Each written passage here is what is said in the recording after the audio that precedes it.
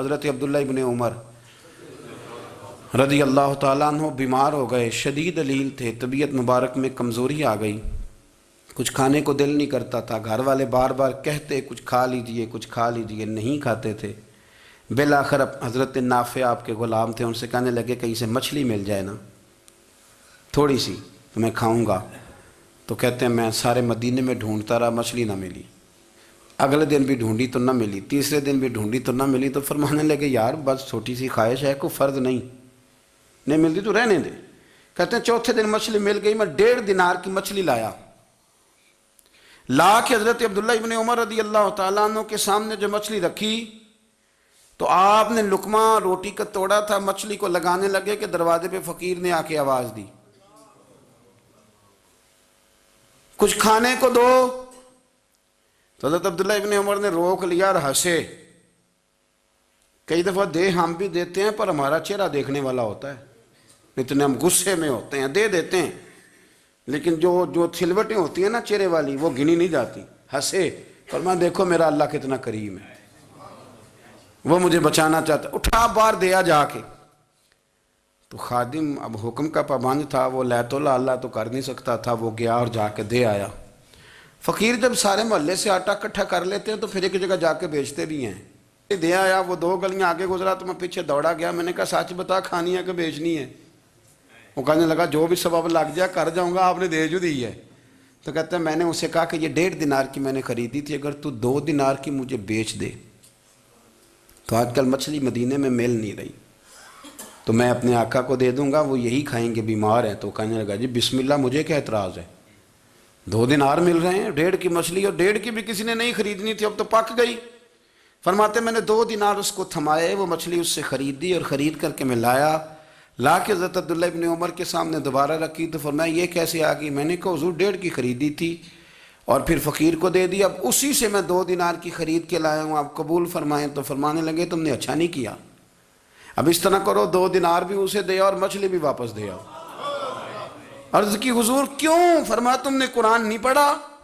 حضور پڑھا ہے۔ فرمایا رب فرماتا ہے لن تنالوا البر حتی تنفقوا مما تحبون، تم بھلائی کو اس وقت پہنچو گے جب اپنی پیاری چیز راہ خدا میں خرچ کرو گے۔ امام غزالی نے لکھا ہے، فرمانے لگے دیا، تو وہ حضرت نافع کہتے ہیں میں دینے گیا، دے کے واپس آیا تو کچھ پریشان تھا کیونکہ مجھے بھی 4 دن ہو گئے تھے نا تلاش کرتے، تھوڑی تھوڑی طبیعت میں مایوسی تھی کہ اتنی محنت سے میں نے لایا اور آپ نے واپس کر دی۔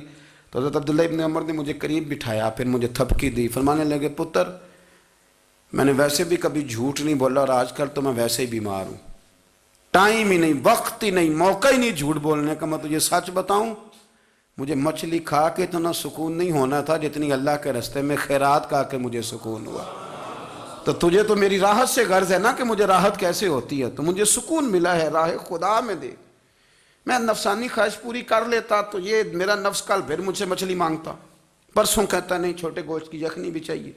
ہم لوگ الجھ گئے ہیں، بہت بڑے قیدی ہیں اپنے آپ کے، بڑے قیدی ہیں، سارا دن اپنی خواہشات کی تکمیل میں بھاگے رہتے ہیں، بڑے بڑے سونے نوجوان۔ میں ان پہ تنقید نہیں کرتا، مجھے ان پہ ترس آتا ہے۔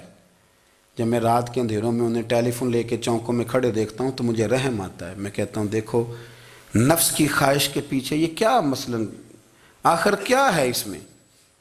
ایک عورت کے پیچھے تباہ کر لیا اپنے آپ کو، یعنی زیادہ سے یہ کوئی مقصود ہے؟ یہ کوئی مقصد حیات ہے جس کو مقصد بنا لیا ہے؟ میرے عزیز بات کو سمجھ لیں، اتنا خوبصورت آدمی ہے اور اتنا اس کا اونچا قد کاٹ ہے، اور کیا کس کے پیچھے یہ بھاگا ہوا ہے؟ بڑا سمجھدار، دانشور، عقل مند آدمی، ذی روح بندہ، لیکن اس کا سٹیٹس آپ یہ ملاحظہ کریں کہ وہ 20-40 ہزار کی خاطر جھوٹ بولتا ہے، دھوکہ دیتا ہے، فریب اور فراڈ کرتا ہے۔ ہم اپنی نفسانی خواہشات کے پیچھے اس طرح بھاگتے ہیں کہ ہم اصل سے رہ جاتے ہیں۔ میری باتوں کی سمجھ آ رہی ہے آپ حضرات؟ تھوڑا تھوڑا کر کے، ایک ایک کر کے ان کی باتیں کم مانیں۔ وہ ضروری تو نہیں نا کہ سویرے ناشتہ بازار سے اپنی مرضی کا تگڑا کیا ہے، بازار سے لا کے پوڑیاں چنے بہترین کھائے، اور پوڑیاں چنے ابھی کھائے نہیں، شاپر میں ڈالے ہوئے ہیں، اور وہ لے کے ابھی آ رہا ہے تو ساتھ ہی رستے سے گوشت بھی چھوٹا اچھا لگا تو 2 کلو وہ بھی لے آئے کہ پوڑیاں چنے کھاؤں گا اور دوپہر کے لیے گوشت پکاؤں گا۔ وہ پہلے یہ تو کھا لے صاحب، اس سے تو نجات پا لے۔ یہ پتہ نہیں ہضم ہوتا ہے کہ کچھ اور کرتا ہے تیرے ساتھ، لیکن وہ گوشت بھی ساتھ لے آیا۔ یعنی ٹیبل پہ، ناشتے کے ٹیبل پر بیٹھ کے فیصلہ ہو رہا ہوتا ہے کہ ہم نے کیا کھانا ہے، ہم نے کدھر جانا ہے۔ سنگیو یاد رکھو، باتوں کو سمجھو اور غور کرو۔ یہ تھوڑا تھوڑا کر کے جب ہم چھٹکارا حاصل کرنے کی کوشش کریں گے نا، چھٹکارا حاصل کرنے کی، کہیں جگہ سے، کسی جگہ سے اگر آپ کو تنبیہ ہوتی ہے نا، تنبیہ، اس میں بھی بڑا مزہ آتا ہے۔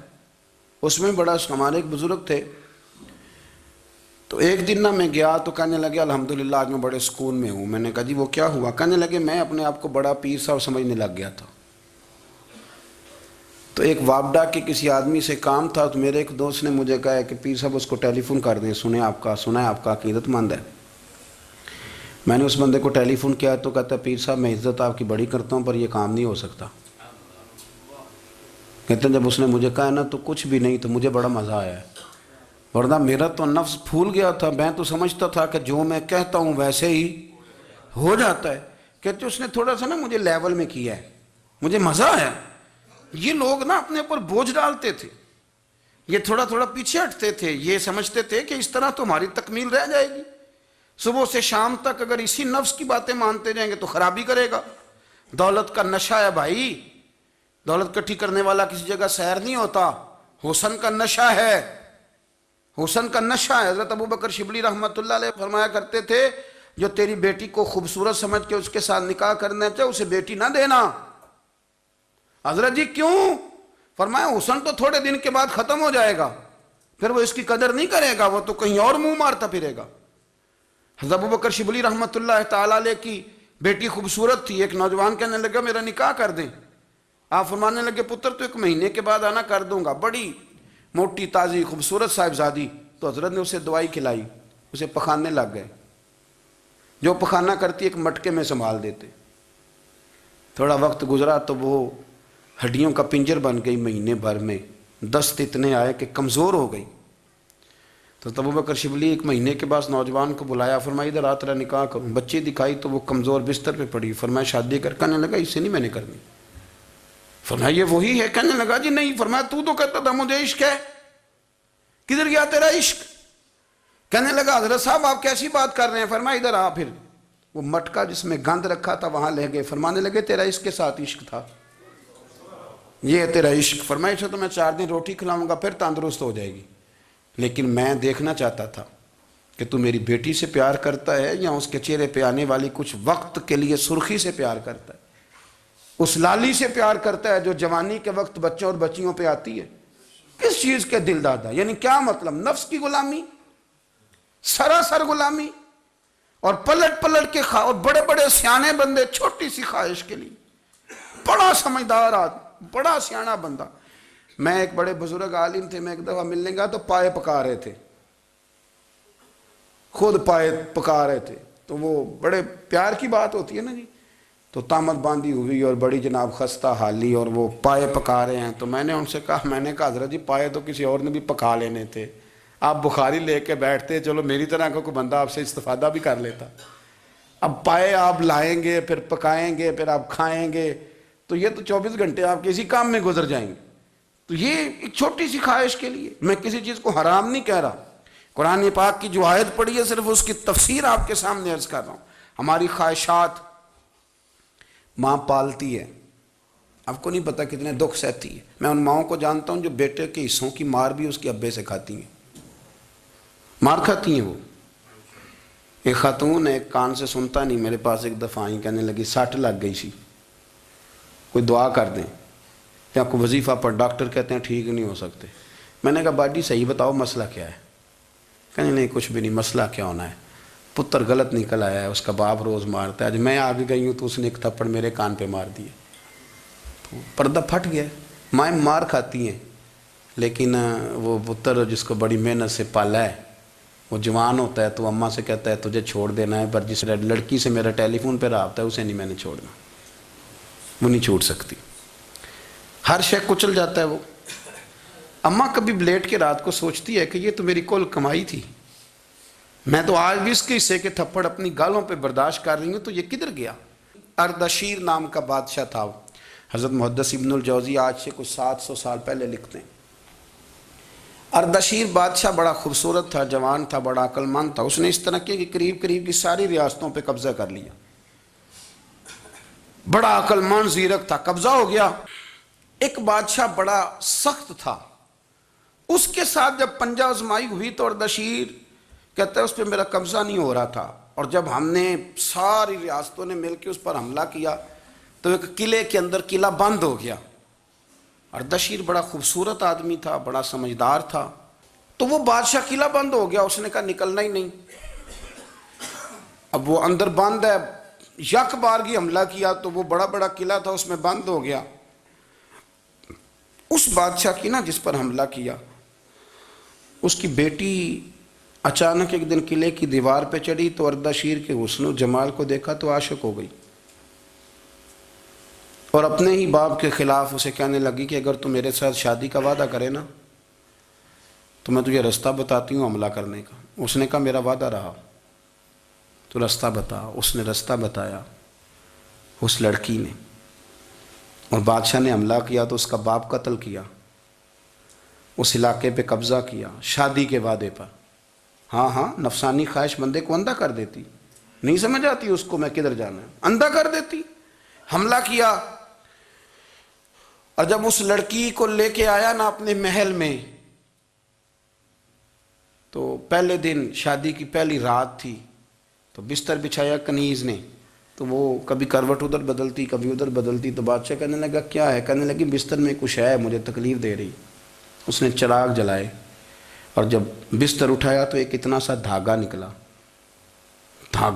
دھاگے سے عموماً تکلیف نہیں ہوتی، تو اس نے کہا تو اتنی نرم و نازک ہے کہ دھاگا؟ کہنے لگی میرا باپ نا میرے ساتھ اتنا پیار کرتا تھا کہ روز میرا بستر بھی خود بچھاتا تھا، اور اس نے آلہ رکھا ہوا تھا، وہ ناپتا تھا کہ کوئی پایا اونچا نیچا تو نہیں، میری بیٹی کا بیلنس سوتے وقت خراب نہ ہو جائے، اور میرے لیے گوشت اور کپڑے بھی خود پسند کر کے لاتا تھا، کھانے پینے کا خود خیال کرتا تھا۔ اردشیر کہنے لگا اچھا وہ اتنا پیار کرتا تھا، اور پھر تو نے اس کے ساتھ کیا کیا؟ کہنے لگا بلاؤ کنیزوں کو بلایا، فرمایا اس کو اٹھاؤ اور جلاد کے پاس لے جاؤ، اسے کہو کہ اس کے بال ایک گھوڑے کے ساتھ باندھے، پیر دوسرے گھوڑے کے ساتھ باندھے، اور ایک گھوڑا ادھر بھگا دے، کدھر بھگا دے، یہ جس کے باپ نے اتنا پیار کیا یہ نفس کی اتنی غلام ہے کہ اس کی وفادار نہیں رہی تو میری وفادار کیسے بنے گی؟ اس نے اتنے نازوں سے پالا کہ دھاگا اسے برداشت نہیں۔ او یارو یاد رکھو، اگر نفس کی غلامی کرو اور بڑے بڑے وفاداروں کو چھوڑ کے غلامی کرو تو پھر کہو وفادار مل جائیں، کوئی بول اب لڑا نہ بول بیٹھی ہوں دے خسم ناراض بڑ بولیاں دے، کہاں سر کھائے تے بلبل ٹھنڈ پائے، بڑے فرق نہیں سجنا بولیاں دے، جڑیاں خسماں دی وچ رضا وسن، بھاگ جاگ جاندے انہاں گولیاں دے، آپ ادلیاں نو سردار پین تکے تے شرما والیاں نو چوٹے ڈولیاں دے۔ اپنے نفس کے پیچھے چلو گے تو یہ تباہی ہے۔ جب ہم نے کسی سے وفا نہیں کی تو یہ کیا امید ہوئی کہ دنیا ہم سے وفا کرے گی؟ اللہ رسول کی مرضی کے مطابق اصول پسند زندگی بنائیں، ایک ایک کر کے اپنی خواہشات سے پیچھے ہٹیں، تھوڑے پہ گزارا کرنا سیکھیں، اپنے نفس کو سمجھائیں۔ ضروری نہیں کہ روٹی ہر وقت مزے کے لیے کھائی جائے، کبھی کمر سیدھی کرنے کے لیے خشک روٹی بھی کھا کے دیکھو، کبھی سادہ کھانا اس پہ بھی اکتفا کرو، کبھی تھوڑا کھر کے اچھے طریقے سے سادے کمرے میں بھی اللہ کو یاد کر کے دیکھو۔ نفس کے پیچھے نہ بھاگیے گا، تباہی کرے گا۔ رب کریم سمجھنے کی توفیق رفیق